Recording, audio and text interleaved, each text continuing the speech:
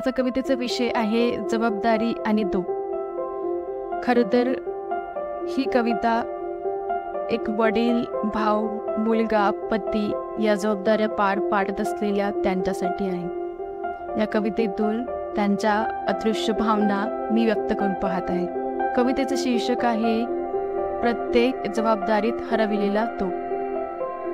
जबाबदारीचं ओझं वाहता तूही तर थकतो, पण का रे तू मनात सारं बंद ठेवतो. व्यक्त हो तूही कधीतरी, मुक्ततेची घे सुस्कारी. आपल्या माणसांच्या सुखासाठी करतोस ती कसरत सारी. वडील, भाऊ, मुलगा, पती ही अनेक पात्र तू चोखपणे निभावतो. घड्याळाच्या काट्यासोबत तूही प्रत्यक्षात धावतो. कधी असेल दुःख तरी हसऱ्या चेहऱ्यामागे तुला बघतो. मनाच्या कोपऱ्यात तू एकटाच स्वतःचे अश्रू पुसतो. आयुष्यात कधीतरी तूही तुझ्यासाठी जगून बघ.